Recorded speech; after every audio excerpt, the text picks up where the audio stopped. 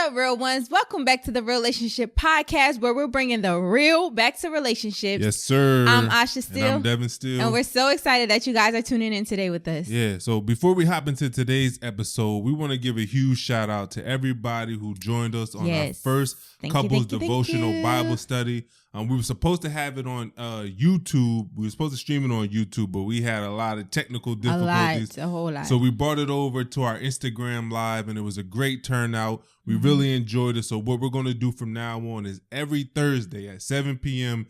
Eastern Time, we're going to have a couples devotional Bible study on our Instagram, REALationships Podcast, and we'll love for you guys to join us and, just get the word. Yes. And it also, if you guys want to go ahead and check out the link on our Instagram, if you want to purchase the Bible that we're using, the Couples Devotional Bible, you can go ahead and look on that link right there and purchase it. Don't feel obligated to purchase it. You can go ahead and use your phone, or if you have a Bible at home that you already use, you can use that, and we'll just follow through and put us all together on the same page. So if you want to, remember to go ahead and check that link out, but you're not obligated to do so, right? Yeah, exactly. Right. What did you like most about this week's past Bible study, couples Bible study?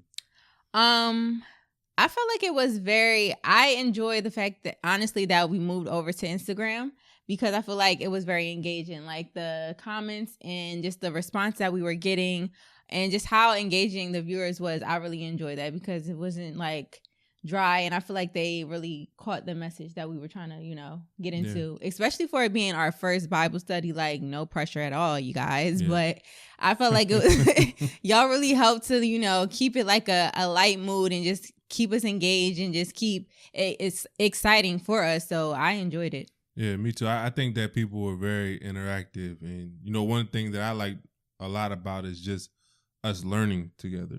Like we told y'all in previous podcasts, we're really trying to put our money where our mouth is. We talked about, making God the foundation of our marriage, and this is us taking those steps in order to do so. And, just to be able to, learn the word and learn it in a way in which we can use it, whatever problems arise in our marriage, I think is going to be crucial. And just to see how it was serving and helping so many people who were on the live with us, it was really cool. So it's definitely something we're going to continue to do, because it not only helped us, but it helped a lot of the viewers who were watching. Right. Yeah, I enjoyed it. So I'm looking forward to this week.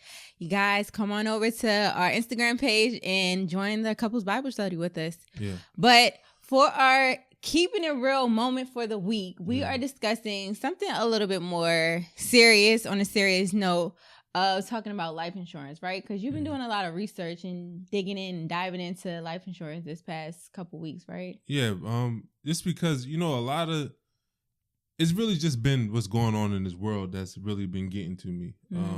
Just seeing the, unfortunate, out of nowhere passings of a lot of people around the world just like opens up your eyes. Like if you look at what happened with Kobe Bryant, if you look at what happened with Chadwick, the Black Panther, just these deaths really just open up your eyes and really open your eyes to mortality. Yeah. Like we all have a day where we won't be here anymore. And, it's going to be hard for the people who love and care about you, of course, but you want to try to make it as easy as possible for them to move on.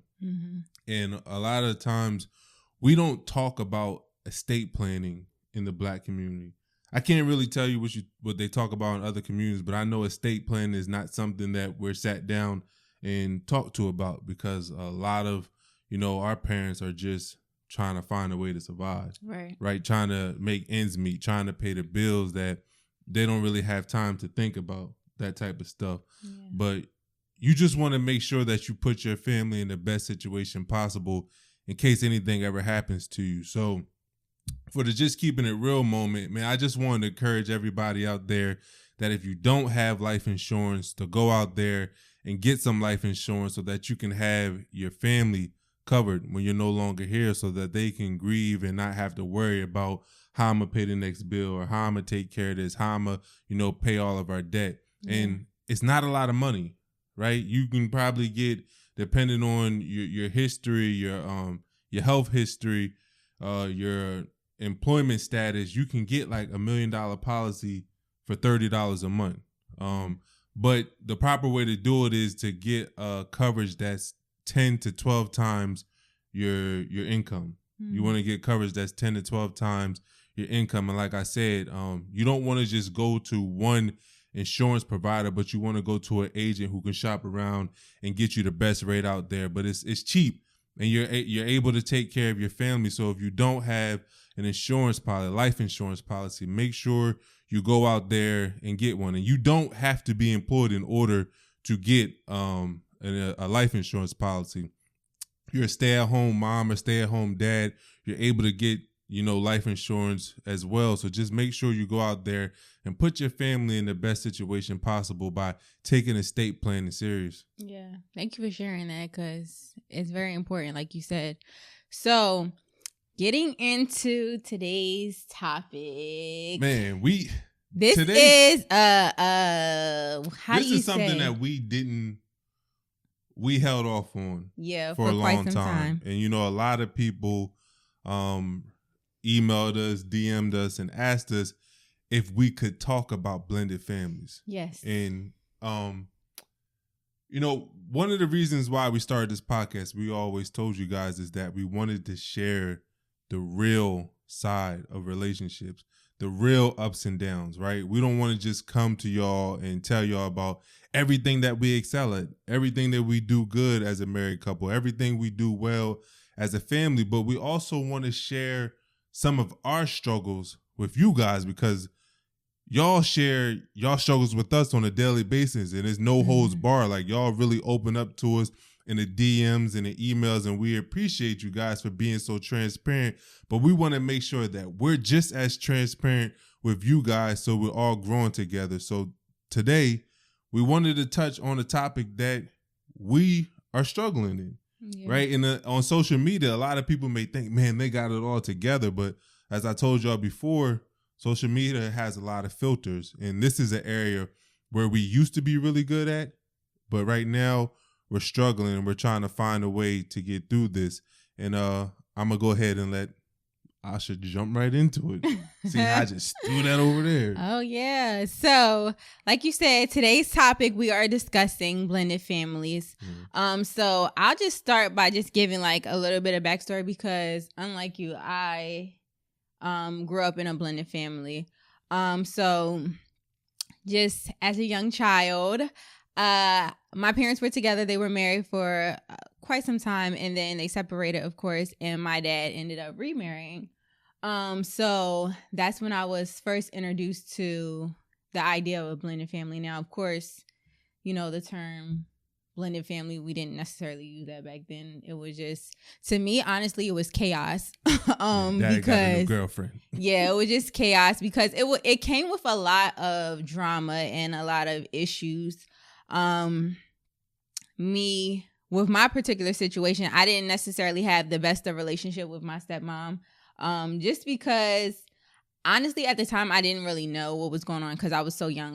Had to be like, 8, maybe even younger or something, right? Man. So it was just like, I didn't know the extent of everything that was going on that was causing so much of the drama around me. But as a child, I could sense it, right? And then I could also tell from the interactions that me and my dad's wife, my stepmom, had, because we weren't very close, right? We didn't have that close dynamic, that mother-daughter relationship.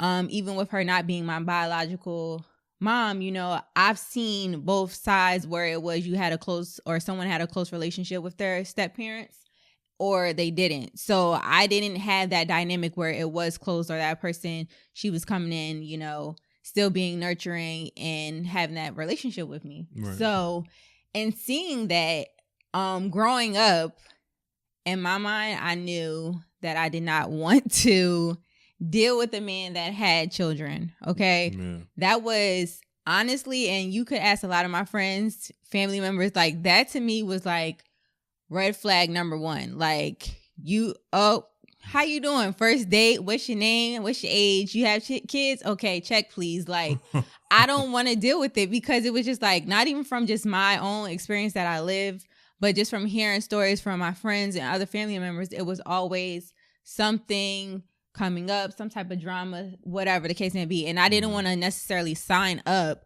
for that. So that was something that was like a huge turnoff to me in the beginning of my dating stages, to be completely honest. So, I mean, you, sir, must have just took, I don't know, you must have did something, because honestly, it was just like, I was so intrigued by you and our interaction, our connection from the gate. It was just like, I don't even know how I just let that slip, and I was just like, oh yeah, we can. Okay, great. When did you find? Did I come out and tell you, or you already did your research online and saw pictures on my Instagram and stuff? Stalker moment. But no, I think honestly, I feel like I probably did see, because I mean, you had Instagram, so it's not like you didn't have pictures, right? So I believe I saw that you had a child, but you kind of like, you know, confirmed it when we were talking. Confirmed it. I mean, if you saw it on my Instagram, I mean, real. You know, some people be like grabbing people's babies and taking pictures. No. It could be their niece or nephew or something. Like, I don't know. No. But you definitely, you confirmed it. So, yeah, like I was saying, I shied away from dating a lot of men that had children, just because I just did not want to sign up for that interaction, especially off the experience that I had as a child. I just knew in my mind that it was going to always play out terrible. Mm-hmm. So, and knowing that, I always said, when we did start talking and once we started to get serious and everything like that, I knew that I wanted to create a different dynamic than I had as a child, because I realized how impactful it is for you to have that type of relationship or dynamic with someone that's in your household or within your life, or a step parent that's not necessarily your biological parent, for you to have that impact in that relationship with them. Right. Because of the relationship that I didn't have. It was like a void, you know, and it caused a lot of pain and drama and tension, not only for me, but for my parents as well. And just my stepmom, for my dad, my mom. So just knowing that, it's just like, it's not only the child that's being affected, the parents are being affected, everyone is affected in the long run. It puts the strain on everybody. Yeah, so it was just like, I didn't want to create that dynamic for my life as an adult. Yeah. And it's like, my experience was totally different. As I told y'all before, I announced in like every podcast, my parents got divorced when I was in the 3rd grade. I was like, y'all know I'm hurting. I keep telling y'all that over and over again. But my parents, they, you know, dibbled and dabbled in other relationships. They had boyfriends and girlfriends, but it was never anything that serious. Mm-hmm. So I didn't really understand or know about the whole blended family, step parent thing, growing up. So it was like, when I met Asha, and we started to get serious, then I got introduced to, you know, blended families. Initially, I didn't allow Asha and Leah to meet for a while, because I just believe you don't bring everybody around your kids. Like, Asha's the only other female that I've ever brought Leah around, because I just didn't want Leah to see me with different women. I didn't want to give off, you know, that image to her. Mm-hmm. So I was very selective of who I brought around Leah. And as I talked about this in interviews before, you know, before even proposing or getting married to Asha, I let her know that me and Leah were a package deal, that I didn't want to, you know, just be with a woman who just loved me and couldn't love my child, right? Because I just felt like it had to go hand in hand. If you love me, you have to love what came from me. And Asha really made an effort to build that relationship with Leah, and they were super close. I'll let Asha touch on how she was able to cultivate that relationship with them, but early on they was extremely close. Because what was Leah, around like 1 turning 2 when you first met her? No, I think she was 2. She was 2? She was 2. I think she had just turned 2, actually, because we met right after her birthday, I believe. Okay. Or before, but she was 2. But yeah, so like I said, and seeing the dynamic right now, okay, just disclaimer, you guys, because this is a touchy subject for me, so bear with me. But going into it, like I said, I just took it for what it was. Like, okay, I was great with children. I had a lot of, younger siblings, cousins, relatives, whatever the case may be. So I was just interacting with her as if she was like a younger cousin or something, like someone within my family. Children just want to be loved. They just want you to pay them attention, play with their toys, show them that you're interested in whatever they're doing, and just the little stuff. And that the age that she was at, with her being so young, it was just like, okay, we can just grab some Barbies and play, and she'll be like, this is the greatest person in the world, So it was just honestly me just doing that and just taking the time to just do little things with her and be interested in what she was interested in, talking to her, interacting with her, engaging with her. She did test you early on, though. She did. And I think we talked about that at a certain time in another podcast, where it was this one particular time. And I think it was around the time when I first met her. Yeah. And she was like, which for some reason I think a lot of little girls do, where they want to, brush your hair, grab the brush and brush your hair. So she was brushing my hair, and she started like yanking and like literally, like it felt like she was like beating my head with the brush. And I'm just like, okay, little girl, like you might want to back up. Okay, get your child. What is she doing right now?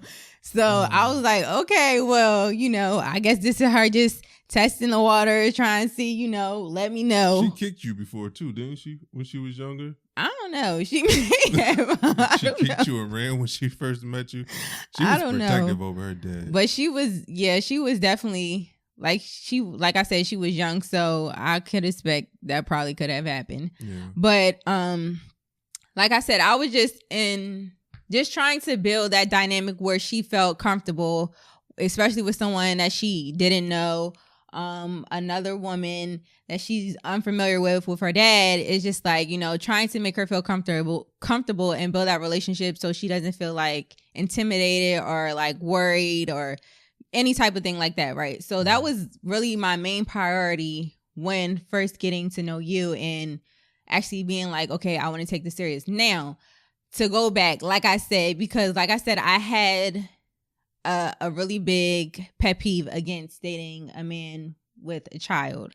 So I felt like I was putting a lot of myself and my emotions and my morals or values of what I expected for myself on the line by going out on a limb and doing that. But I feel like because our connection was so strong, and like you said, with you stating how you felt about your child and y'all interaction, I knew that just from seeing him as a man, seeing him as a father, that I could potentially be with him regardless of how I felt about things from my past. You know what I mean?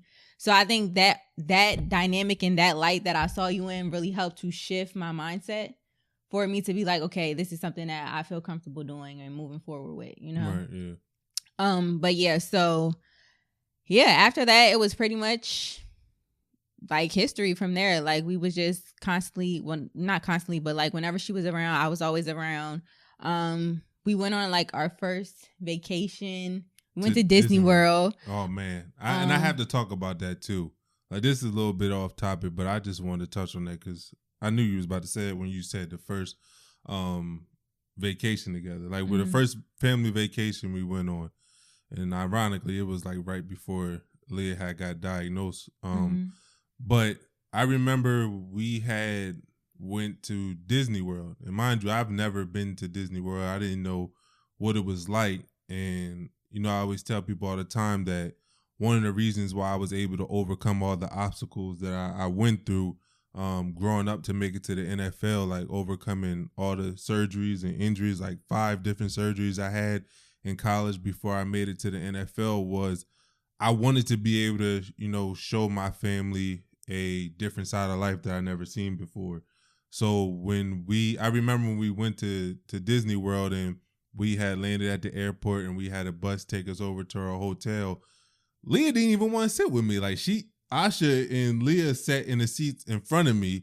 And I remember it's like when we was just pulling through the sign that said something about Disney World, I just started to tear up because I'm like, yo, we like really here. I felt like I wanted to be there more than Leah wanted to be there. But I was like, yo, we're really about to create memories that, you know, we're never going to forget. Yeah. And it was just like a real special moment. But I'll let you get back on topic. But I just thought about that. It's just like so cool as a parent when you see that all the sacrifices and hard work you put in for your family, you get to see it like happen. Yeah, come to fruition. My bad.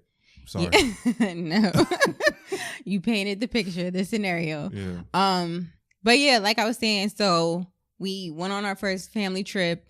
We were just doing a lot of interacting because like you were out for the most part when you were going to Cincinnati. So when you were home, whether it be during the off season or whatever the case may be, you were around Leah, and then you were also around me because we were both in Delaware. So we were able to really build that connection and that bond because during his free time, we were actually spending time together as a unit.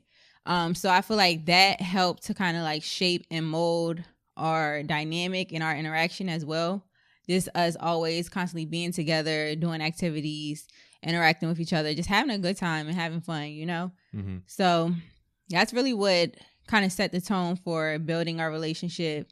And she was always in this little phase. I remember when she was young, like always calling people like best friends. She was always like, hi, best friend. Hey, best friend. And like just being like, if you just do something nice for her, you automatically her best friend. So like, I feel like that was really a huge bonding and like a very pivotal moment in our relationship and our dynamic for us to like really get closer with each other. Yeah.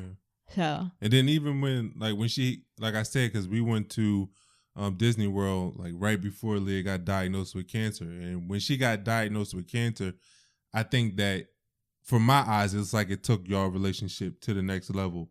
Mm-hmm. Because what I think, and kids like Asha talked about earlier, they just want to know that you see them, right? That you care about what they're going through, that you're there to support them. And since y'all had already built that strong foundation early on, when she got diagnosed, she really saw you for who you were. Right. Like you was there every step of the way, like I was, like spending nights in the hospital, helping, change her because, you have somebody who's battling cancer and they're going through this different type of treatments. They can't control, their bowel movements and stuff like that. So you was there helping clean that up. You was there help giving her feeds because she had to have a feeding tube in her stomach because she didn't want to eat because everything she was going through. So you was there, administer medicine, spending the night in the hospital, like I said. And it's just like, I think you showed her, okay, she really cares about me.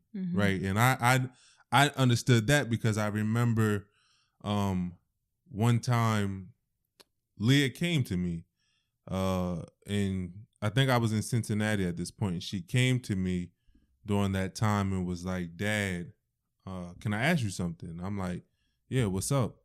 And she was like, Dad, can I call Asha mom? And I was like taken back from that because that wasn't something I was expecting. Like I understood that you guys had a close relationship, but I didn't know that she saw you in that light. And I'm a firm believer that I do unto people how I would want done to me. Right. So I wasn't really comfortable with telling Leah, yes, you can call Asha mom.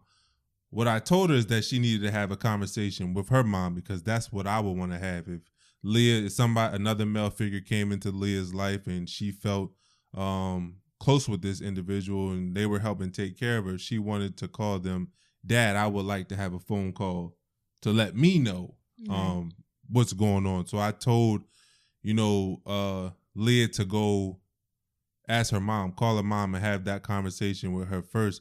And I think that was the moment where I saw a change start to happen between Asha and Leah's relationship, because when she did make that phone call, which I didn't think was going to be that big of an issue, because I know from the past that Leah's mom had called her stepdad dad, and she actually called my mom, and we were just dating. So I didn't think it was going to be that big of a deal, but it was. a big deal. And Leah was told certain things, one of which where you should be careful about who you call mom because you don't know how long they're going to be around. And I felt like that hit Leah, and she thought about that. And she like, it's something that had bothered her. Mm-hmm. So that was one of the early stages where I saw the relationship start to change. Right. What about you? I think that was the case too. I think that was probably, I think after we got engaged. Yeah. When all of that stuff occurred. But like you said, I feel like it was definitely a challenge. Just like I said, dating someone with a child can come because I know some people that are able to make it work. I know some people that's like, oh, I have a blended family and it's the greatest thing that happened in the world to me. And kudos to y'all. If it's that amazing, please share the tips. But write a book. Okay. But I feel like it was definitely a challenge to begin with, especially if you're in a situation where the other person involved or that previously was involved, there's still feelings lingering. Mm-hmm. Where something feels like the chapter is not closed. So I feel like that kind of stirred up a lot of issues from the beginning.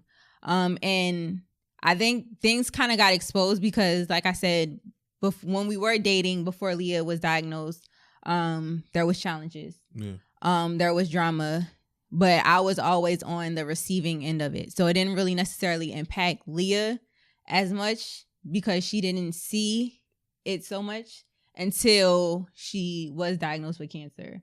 And at that point, everybody was constantly within the same, surrounding areas, rooms, and just in each other's space all the time because, like you said, I was there constantly to support Leah. And I felt like, to me, it was important for me to be there. One, because we were together. We had recently got engaged at the time, but not even that. It was just like, it was setting the tone for our dynamic. Mm-hmm. Like I said, I did not have that type of relationship with my stepmom growing up. Right. And it wasn't even just about just building a relationship with her at the time. It was like I had seen the impact of someone battling cancer with my grandma. So I knew how hard it was going to be. And she was just at the beginning stage. So in knowing that, it was just like, I didn't want for you or for her to feel, especially with the role that I was going to play in y'all lives, like I didn't care. Yeah. It was important for me to be there every step of the way to show you that I care, to show you that I'm there to support you. Not trying to get emotional. I'm here. You can get emotional. This is a real relationship. You're getting real with people.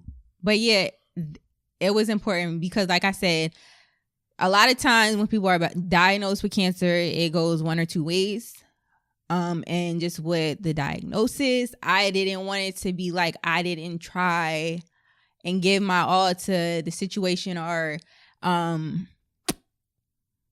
just be there to fully support her and to make an impact in her life. And God forbid something happened and I would regret not doing enough. So that's why I was constantly there. That's why I was constantly doing stuff for her, trying to interact with her, trying to be there for you. Putting myself in uncomfortable situations because, like I said, I didn't have a good relationship with her mom at all. And of course, she's going to be there. Her family's going to be there. So a lot of times I felt very uncomfortable being in the hospital room with her. And just everybody there. And sometimes tempers was high. It was, you can drop a pin and everybody would hear it because it was just like that intense. Yeah. But even in the midst of all of that, like I knew that I had to be there. I knew that this was my role as your soon-to-be wife, as her soon-to-be stepmom, that I couldn't just, because of my uncomfortable feelings or just the dynamic of everything, feel like I had to stray away from being around y'all. So in doing that, I feel like it caused more drama. Yeah. And I feel like I feel like you just touched on that you was doing everything you could to be there for me. And I feel like, hindsight is 2020. So when I look back at it, I realized that I wasn't there for you as much as you was there for me. Because I've always had this protective mentality when it came to Leah, where I didn't want her to know, what was going on. Mm-hmm. I didn't want her to know the grown-up business. Like when I was growing up, my parents, they had their issues, but we never knew about it. Right. Like as kids, we never knew the grown-up business because they kept that between them. And when Leah got diagnosed with cancer, before Leah even got diagnosed with cancer, like Asha said, there was a lot of issues between her and Leah's mom. And Asha was on the receiving end of a lot of those problems. But I would always tell Asha, like, chill, like don't say nothing, don't do nothing, just ignore it. Mm-hmm.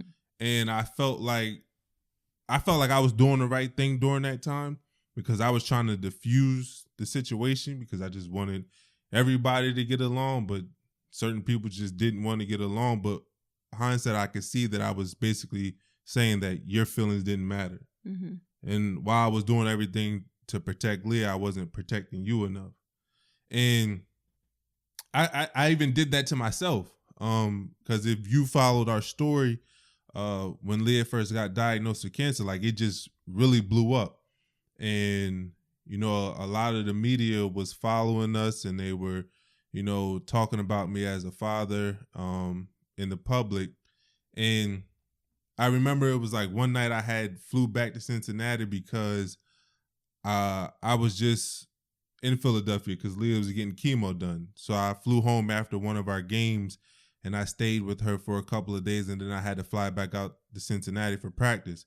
And I remember me and Asha was like going to bed one night and I had just checked my phone and I went on Twitter and my Twitter was like blowing up and I'm like, what done happened now? Like, why I'm getting all these notifications? And then I saw something like deadbeat and I'm like, what? Who did they accidentally mention the wrong person in this tweet? So I click on it. It's like a article from the New York Post. And it was saying that I was a deadbeat dad that doesn't pay child support. And it was for, I think the lawyer's name was Gloria Allred. She was like one of those top lawyers, little dirty lawyers. I think she did. Goodness. Yeah, she dirty. She did like Bill Cosby case and all this other stuff. And she was like putting out stuff that I was a deadbeat and I wasn't paying child support, that I didn't take care of my daughter. They sent letters to the NFL, like trying to get me fired. And I talked about this in my book. Go cop that book, Still in the Game, Find the Faith to Tackle Life's Biggest Challenges. Plug. But I talked about in the book because during this time I didn't really open up about it, but a lot of people thought that I couldn't focus on football just because of what Leah was going through. But a lot of it had to do with my issues with her mom as well. But I remember they were saying I was a deadbeat. And my heart dropped when I read this. I'm like, yo, why would you say this about me? Mm-hmm. Right? So I remember going to the stadium the next morning. As soon as I walked in to the stadium, like 20 reporters just swarmed around me. They wanted that story. Yeah, mind you, I'm heated. I'm angry because I'm like, I know this ain't true. Yeah. Like deadbeat, that don't even go in the same sentence with me. Yeah. Right? So I got swarmed by reporters and I remember sitting down in a locker and I'm about to just go off. I'm about to just tell the whole truth about everything. But something was like, man, you can't allow your daughter to see this. Mm-hmm. Like, don't, no matter how mad you are at her mom, don't come at her mom because at the end of the day, her mom is half of her. So if you come for her mom, you coming for her because she is her. So I just wrote up something. I made a statement to the media and I just said, look, regardless of what is being said about me, I'm not going to handle this in the media. Like this is a family matter and I'm going to continue to handle things in court like they've been handled. Like I took the high road because I didn't want Leah to look back at all the good she did from battling cancer, by raising awareness, by helping out families, and see that, man, look what my family's going through. Mm-hmm. Like, I'm the cause of this. I wanted her to just see the positive side of stuff. So I took it on the chin. I was like, I'm tough enough to deal with this, right? Because I know that the truth will prevail eventually. And it did. But for that moment, I realized what I was doing to you. Like, because it didn't feel good to shut up and not really stick up for yourself and speak out about yourself. And I realized, man, I should do this all these years, and now I'm finally getting a taste of it. But like I said, I tried to shield Leah from a lot of stuff because I didn't want her to know what was going on, because my upbringing, I didn't know what was going on. But eventually that didn't work. Yeah. Because she got older, she searched Google, she searched YouTube, and like I said, I just saw the dynamic changing with Leah. Like I told y'all before, or I said it in my book, I was crushed during those times because not only was I watching my child fight stage 4 cancer, not knowing if she was going to live, but during that time, I was also in a custody battle. And I was struggling, like, man, I'm really fighting for custody, and my child might not even be here. Like, by the time we even get through this case, and a lot of it wasn't even my fault, like that we were battling. But nonetheless, I didn't let Leah know that we were in court, right, fighting for custody. But just because I was trying to shield it from her didn't mean other people were trying to shield it from her. And as she got older, I started to see our relationship change, and I started to see the relationship between y'all change. And that's when I sat down and had a conversation with Leah, and I found out why she was changing. And it was because she knew about court, and I didn't know she knew, because her mom was telling her. She knew about, like, a lot of stuff that she shouldn't know. She was told that Asha was the reason why me and her mom weren't together anymore. And mind you, I haven't been together with her mom since I was a junior in college, like 2 years before I even met Asha. But these were the things that were being told to Leah unbeknownst to me. And as she got older, I started to see things shift because she carried a lot of resentment. And I think that was a huge thing in our household. Kind of like a dark cloud, the word resentment, because it was a lot of that going on. I feel like it was between, like, just like you said, Leah feeling like she resented certain things that was done or said because her getting one side of a story. I feel like what you said about you and our interaction with me, feeling like I resented you a lot for basically not defending or allowing me to, vocalize my feelings or even protecting me. You know, I feel like a lot of times that's what I said and I fought with, was just not feeling protected and not feeling supported within a lot of interactions that was going on. So resentment became a huge thing in our household. There was a lot of just anger and just like frustration built up. And like you could definitely see the shift. Cause like you said, I particularly remember Super like Bowl. yes, that was probably the most impactful thing that I've experienced with Leah. Because it was the Super Bowl in Houston, and like you said, I had took the time out to try to build this relationship with her, just doing things with her. We would go, she liked getting her nails done, go to the nail salon, have talks, just do things that I know that she enjoyed doing, taking interest into her, and things that she enjoyed, and just trying to build that relationship with her. Right. So in doing that, and even being there for her throughout, everything that she was going through with cancer, like you said, it's almost like you become a nurse or a doctor yourself when you have someone that's battling an illness and you have to, be their caretaker. So just in doing all of that for her, I didn't even realize, because she was so young when she got diagnosed, she was 4, and then just her going into 5. I didn't realize that she realized how important it was for me to be there and the things that I was doing for her, right? Right. And it wasn't until that day, it was Super Bowl in Houston, and it was some event that we was doing. I think it was like a women's empowerment type event. It was a women's conference. A women's conference. And so Devin and Leah was on stage talking, and I believe your mom, it was me and your mom, right? It was you, my mom, and Shakira, and we was doing an interview with the NFL commissioner, Roger Goodell's wife. Yeah, so we were in the audience sitting there listening, and Leah and Devin are, you know, talking about the story, talking about everything that they experienced. And they were just asking Leah questions. And like I said, she's like, what, 5, Yeah. 6 maybe? And so she's telling from a perspective of a child.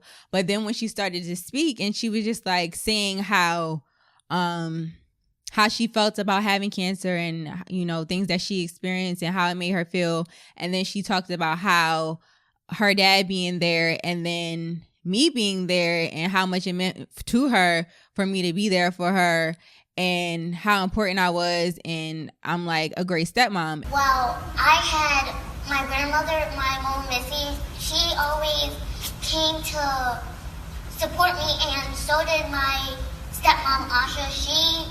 She helped me and my dad do what we had to do. She the one who helped my dad take care of me.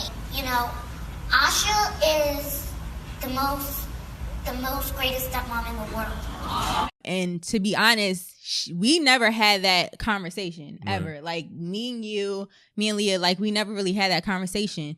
And so just hearing her articulate how she felt at such a young age, like I was emotional. I was tearing up, because it was just like, wow, like I felt what I wanted to feel as a child, right? Yeah. So I felt like it solidified, like, okay, you're doing the right thing, because you're impacting her, and you're doing exactly what you wanted to create for her that you didn't have. So to me, just hearing that confirmation was just like, okay, you're on the right path. You're doing the right thing. Regardless of how you may feel or all the chaos, you know, the most important thing is that she is feeling appreciated and loved. So, and that was like a huge moment for me, because like I said, it was just like solidifying, like, okay, things are going good. But after that, like you said, things started to shift, and I feel like it was a lot of things just being talked about, you know, that we didn't know about. I know for my own experience, my parents were divorced when we were at a young age. So we understood that they were separated, of course. We understood, or at least I understood, a lot of the confrontations that they were having. Right. But a lot of things wasn't discussed with us. And I always say that, just speaking in general about anybody's situation, that adult business should remain adult business, adult conversation, especially when it's something that can impact the child and affect them in a negative light, where they view either parent or anybody that's involved in a negative light, should not be conversed with them, right? Because at the end of the day, it's going to hurt them more than it's hurting you, right? Because they're both parents are a part of that child. Yeah. So it's like, you can't, like, I get it. Sometimes we get frustrated with the other parent, but you got to pillow talk or keep those frustrations with your friends, with your grown friends who can handle those conversations. But anytime you give that type of information to kids, they can't process that on their own. They have no idea what's going on. Like it impacted Leah in a crazy way, because like I said, she was only getting the story, one side of the story, because I was determined not to tell her what was going on, but eventually ended up hurting me in the long run, because she would ask me about certain stuff and I wouldn't tell her, and then she would think that I was just lying to her. Mm-hmm. And then she was being told stuff about Asha, and then she just believed it, and it just really messed up the years that we put in to really build that strong blended family dynamic, because it was something that we had down packed, and we never saw it before, right? Like you didn't have it growing up. I didn't know what blended families or how to act with step families was something that we were learning on the go. But we thought that we did everything in the beginning to build that family dynamic, but then it just all started crumbling down, and it's something that we're still trying to build back up. And it's not easy. Like once that house falls down, once that foundation is cracked, it's not easy to build that up because, like I said, people believe what they believe. Like, and kids don't really do a great job of expressing how they feel. And sometimes it takes a long time for them to get those thoughts out of their head. But it's something that we've been working on. I don't know how long. Because to tell y'all this, it was easier to deal with when Leah was living with her mom, because it was like I would see Leah whenever I would fly to go see her, whenever I would have time on, you know, when she get breaks from school, she would come, holidays and stuff like that. But Leah lives here full time. So now it's like, oh, we really have to deal with those issues because now we're all in the same household together, and it's like, you're not going on a plane to go back. You're here, and these problems have to be worked out. And that's when we really just had to sit down as a family and talk about what was going on. And Leah really opened up about a lot of stuff that blew my mind away because I didn't know that she knew a lot of stuff. I didn't know she was being told certain things, and then I could understand why she had made a shift. But it still didn't make it easy to try to correct that family dynamic that we used to have. But Asha, just like she did in the beginning, she has made tremendous strides to try to, you know, build that up. But it's not easy. I let her talk about some of the things. Matter of fact, I'll touch on one thing that really, it took me away. Like I said, this has been going on for some years now, where we have seen that shift in the dynamic of Asha and Leah. Remember, at one point I told y'all she was asking me could she call her mom, and she was on stage talking about how great of a stepmom she is and stuff like this. But we saw that shift, and when Leah moved here, I remember one time I went to go pick Leah up from school, and I went, for some reason, I think I had looked inside her lunch box or something to see if she like ate all her food or whatever, or drunk her water. I can't remember what it was, but when I opened it up, there was a note in there, and I thought it was a note from a little boy. We was about to have a nice little talk in the car, but when I opened it, it was actually from Asha, and I think it had said something like, I don't know, something about having confidence, like be confident in yourself, or you're beautiful or something, you're strong, have a good day at school. And I was like, Ma wrote you this? And Leah was sitting back there with this big smile on her face, and she was like, yeah. I was like, yo, that's crazy. She was like, she's been doing it every day since I started going to school down here. I was like, for real, she been putting notes in your lunchbox every day?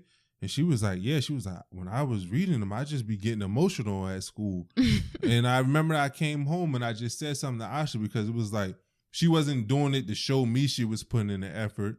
Like, she didn't make the announcement to me that she was doing those things, but that was something that was between her and Leah, and you can tell that she was still trying to make that effort to just fix whatever problems there were in the relationship. Yeah, I think it's important.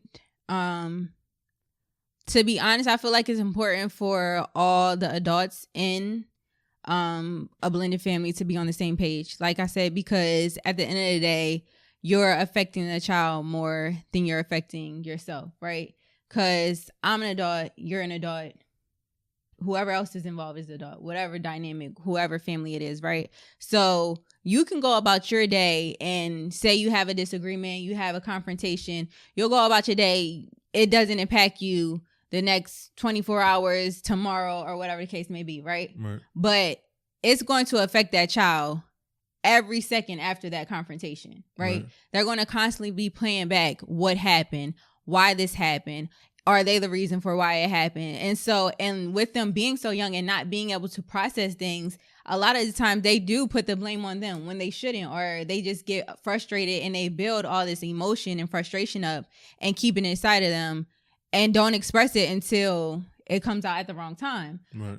And so in doing that and seeing how that happened, and me personally being a product of that type of environment, I thought it was very important for me to shift that energy, right? Because I can't change who her mom is. I can't change how our dynamic has been. I can't change things that was said or things that happened or she had to be a part of, but I can only change our dynamic, right? I can only continue to try to make an impact on her and to show her how much I care about her and do things for her, so that even if she does feel like, or remember the bad times or situations that occurred, she also remembers all the good that I do for her, right?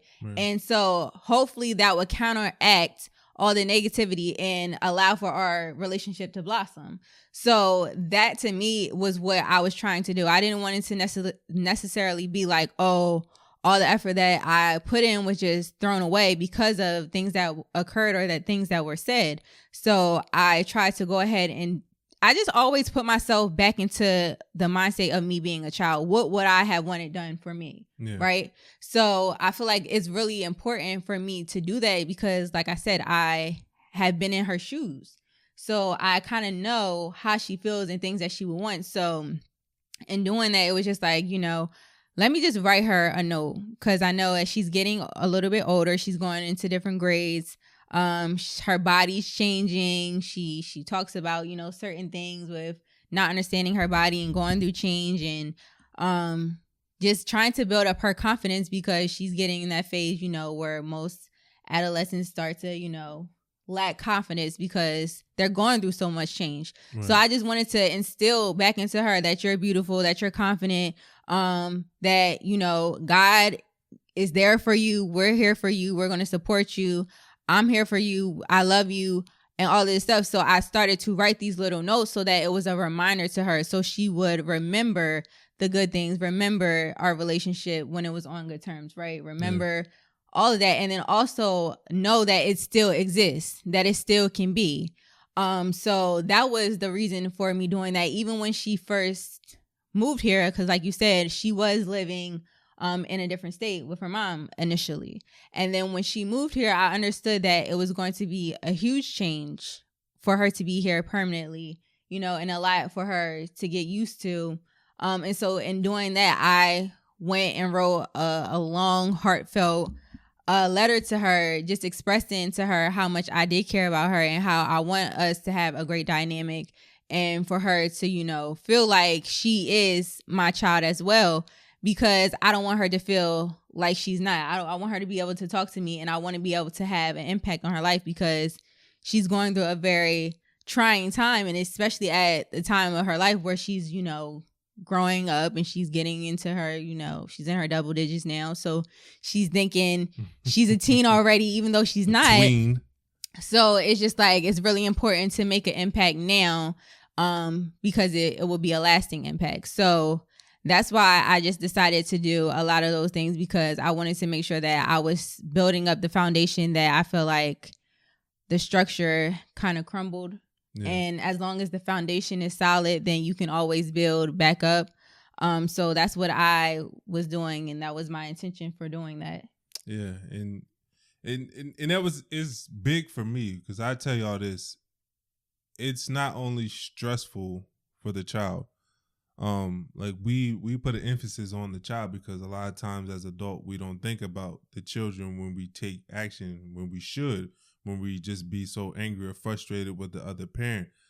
But that shift, that bad dynamic between Asha and Leah that started to creep up, it put a heavy strain on me and Asha's relationship. Mm-hmm. Where it's just like, as a dad, it was like I was stuck in the middle, like I'm trying to please two people, right? Because I didn't have to deal with that. Like I said, they was like freaking frat, isn't that what it's called? Freaking frat. Like they was just, they were close. So it's like I never had to deal with those issues. So when those issues arise, it's like I want Leah to know I'm there for her, that I support her.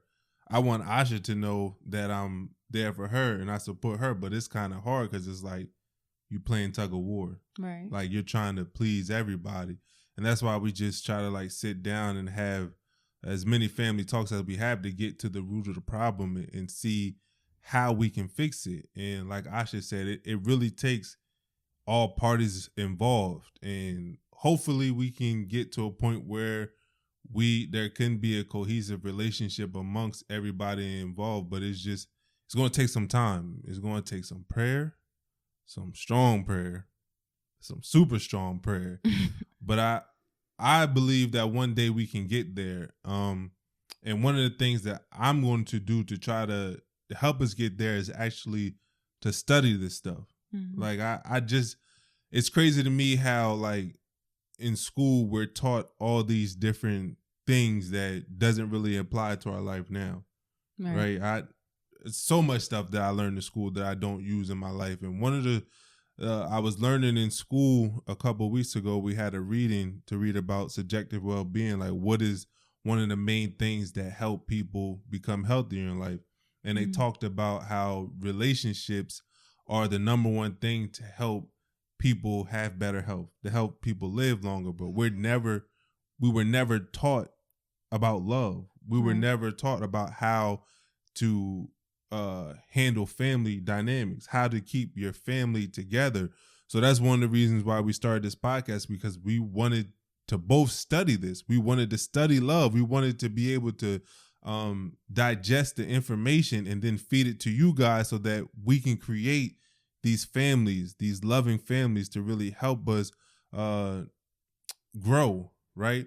So that's why Asha went back to school for marriage counseling. That's why I do as much studying as I do. And one of the things I want to do now is implement studying blended families so that I can put into practice some of the things that experts talk about to really help build up those relationships. Because even when I researched about blended families, it's crazy because it said over 1,500 blended families come together every day. Wow. And there's more blended families in this world than there are married families. Like there's more remarried marriages than there is first-time marriages.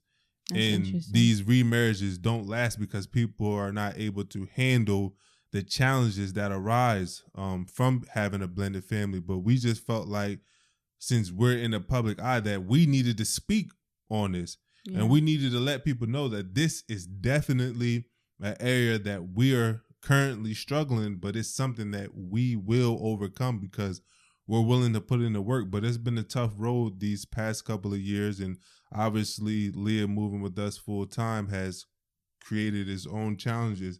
But I feel like when we sit down and we have these conversations, it's something that everybody wants to work on. Mm-hmm. It's something that everybody's willing to put an effort on. So we're going to continue to keep y'all up to date to let you know some of the things that we're going to continue to do. Asha shares some of the things that, she's been doing to try to develop that relationship. But we're going to continue to try things because this is not something that we're going to give up on. We're not going to let other people into this household and break it up. We're not going to let the challenges that come from having a blended family break this family up. But we're going to put in the work, and we're going to share the things that work with us, and we're going to share the things that didn't work with us. And if you have tried things out there in your family that has helped bring your family together, if you dealt with certain issues that me and our family have dealt with, then we would love to hear from you guys as well. Because like I said, we want this to be a community where we're not the teachers and y'all are the students, but it's a community where we're not afraid to talk about our challenges, and we're going to help each other all grow together. Yeah. I know, just to throw in there as well, I think it's important for us to have this conversation because on social media and just, TV, whatever the case may be, a lot of times you see blended families and people always discuss, how great, like I said, it is, or they don't really share the struggle of it, the real what you're going through, backstory of everything like that. And I think it's important to be discreet with some things because, like you said, at the end of the day, a lot of things is going to affect the child, right? And so you want to be mindful about what you put out because you don't want them to be impacted in a negative, have a negative impact and feel some type of way and go through these emotions and feel like they have to deal with it all themselves or that it's their fault. So I know one thing that was big for us, and it's something that we're still, it's kind of a challenge now with everything with COVID, but a major thing that we were doing was going to counseling, with Leah getting in counseling because like you said, sometimes, if she's involved in a situation and she feel like she has to kind of play both sides or pretty much appease both sides because she doesn't want to choose anyone over anybody else. Yeah, that's something I actually talked to her about before. I don't mean to cut you off. I'll let you get back in it, but that's another thing I wanted to bring up because what you have to understand is sometimes when we try to pit the child against the other parent and they have a significant other, sometimes the child feels guilty having a relationship, a good relationship with their parent's partner because they feel like they're going against their other parent. Like if their mom or dad doesn't get along with the boyfriend or girlfriend or the other husband or wife, the child feels like, okay, I have to be on my parent's side, my other parent's side, to show them that, I like them more. Right. So those are conversations that me and Leah had to have, but that's important to understand too, that you really put the child in the middle of stuff and really mess their head up, which can cause a lot of problems. And, counseling was one of the things that we tried that helped, but you can just jump back into that because that was a point that I wanted to bring up earlier. Yeah, but like I was saying, so in putting her in counseling, it allowed for her to be able to voice how she feels and voice things that's, bothering her and affecting her in a comfortable setting where she doesn't feel like she has to, take or choose anyone's side and she can just fully express herself, which was really important for her. It also, I felt like it was important for us to get in counseling because like I said, throughout the course of our relationship and having to deal with so much of the drama and just like the negative interaction put a huge strain on our relationship and started to cause a lot of frustration and anger and resentment that was putting a lot of tension. So I feel like us even going to counseling, marriage counseling, and just being able to talk about it and hash it out and understand like our household and things that we can do within our household and our relationship to kind of counteract all the negativity that we were dealing with so that we can have a solid foundation regardless of what's thrown at us was important as well. Because like I said, you can only control yourself as an individual. You can control your household. You can't control anyone once you go outside your door, right? So even if I'm sitting up here getting all, this kumbaya and getting myself together and praying, you have no control over the other party involved. Right. So you just want to make sure that you're pouring into yourself and being able to have certain things in place and being able to take certain activities that you're learning from your counseling sessions and apply them to your relationship and your dynamic so that you are being able to be productive and to go about your day and change the energy in which you're having to kind of shift it, because that's really important. Because if not, it will put a strain on your relationship. It will cause a lot of damage. And as long as your household can be on a calm level, y'all can have a calm understanding and be able to combat what's going on. I feel like you'll be more successful with having a blended family and having the dynamic of your blended family work. Yeah, I agree. I think you said a mouthful. I don't have nothing to say after that. But before we do wrap it up, I do just want to say thank you for being vulnerable enough to have this conversation, because it is a tough conversation. I know we went back and forth if we wanted to share this with everybody because we wanted to make sure we're able to share it in a way where we're not bashing people, right? But we still wanted to tell our truth so that other people can relate to what we were going through. So I thank you for being vulnerable and allowing us to have this conversation for other people, because I think that your vulnerability is going to lead, or your transparency is going to lead to a lot of people's transformation, a lot of families' transformations. Well, I appreciate that. Like I said, I feel like it is a very uncomfortable topic for me. I'm very much the person who chooses to kind of remove all the negativity and negative energy that's around me and just out of sight, out of mind. So I don't really want to engage in it. But I understand that I had a lot of women, a lot of bonus moms, stepmoms actually reach out to me and ask me for advice. So in having this platform and understanding my role in Leah's life and how that, how I'm basically, able to give other women and inspire them in the light that I am and just receive that information, it was really important for me to have this conversation because I was in the DMs like, girl, I know what you're going through. I'm going through it too, honey. But if you got a solution, let me know. We can, bounce things off of each other. But I think it's really important to be able to share, like you said, share that vulnerable side and to be able to have an honest discussion that we don't have it all together, that we're trying to figure it out. I have been very transparent within those messages and letting everyone that I was talking to know that, and not the whole world, no.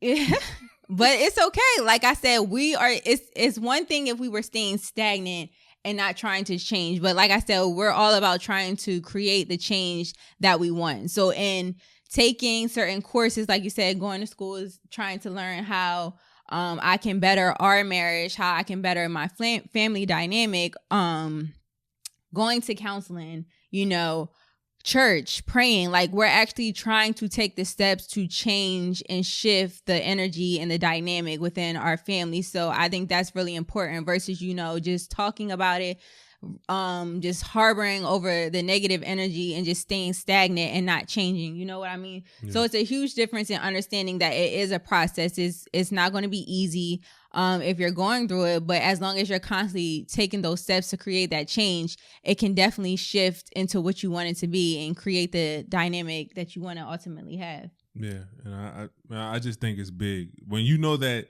somebody else is going through the same thing you're going through and you're not going through it alone. Mm-hmm. It makes it easier to continue to fight. Right.